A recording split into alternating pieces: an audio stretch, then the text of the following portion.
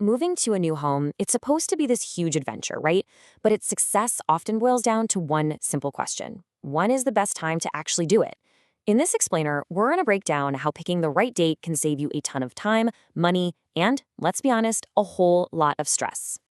So you're probably thinking, does it really matter if I move in January or June? I mean, it's all just boxes and a truck, isn't it? Well, the answer is a huge, resounding yes. The timing of your move is a massive piece of the puzzle. And believe me, it's a huge deal. Choosing the right time can mean a smooth, easy transition into your new place. But picking the wrong time? Well, that can lead to unexpected costs, limited options, basically a logistical nightmare. So thinking about the calendar isn't just planning, it's your secret weapon. So how do we crack this timing puzzle? Well, it's all about understanding the key factors that change dramatically throughout the year, and these things directly impact what your moving day is actually going to feel like. Let's dive in. Yeah, it really comes down to these three main things. First, you've got the weather, which, let's face it, can turn a move from kind of pleasant to absolutely miserable. Second, cost and availability. Basic supply and demand is in full effect here, folks. And third, school and public holidays, which create these huge spikes in demand that you need to be aware of. All right, let's kick things off with the big one, summer. This is, without a doubt, the most popular time of year to move. Families love it, the days are nice and long, but all that popularity comes with some pretty serious strings attached. Now, this is where it gets really interesting, right? You've got this trade-off. On one hand, you get those long daylight hours, and it lines up perfectly with the school holidays. That's a massive win for families. But on the flip side, you are dealing with some serious heat and the absolute highest prices of the year.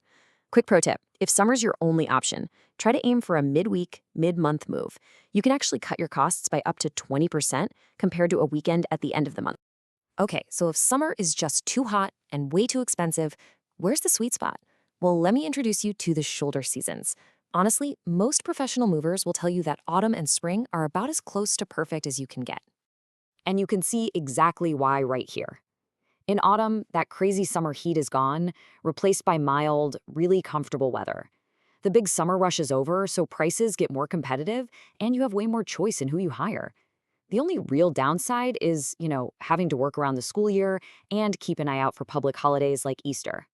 And then there's spring, which is another fantastic window of opportunity. You get that same beautiful weather, and, psychologically, it's the season of new beginnings, which just feels right for a new home.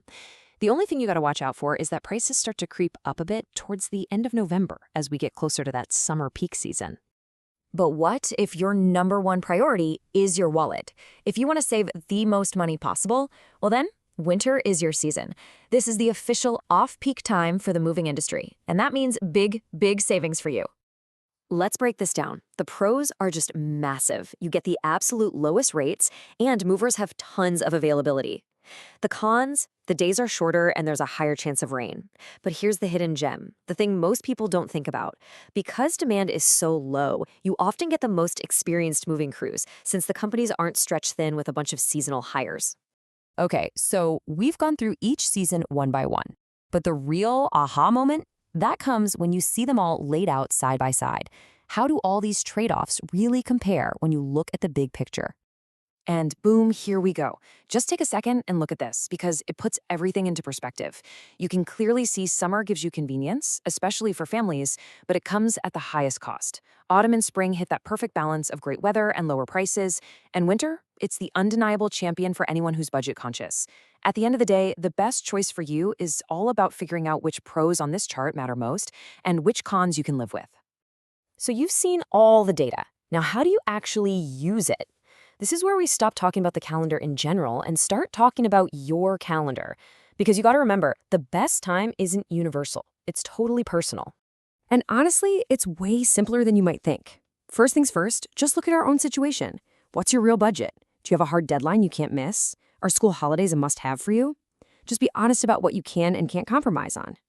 Then, with that list of priorities in mind, you can use everything we just talked about to find your perfect match. All right, we've hit the big picture. Now let's do a little rapid fire round to answer some of the most common questions people have to really help you fine-tune your plan. First up, is there actually a cheapest month? Oh yeah, for sure.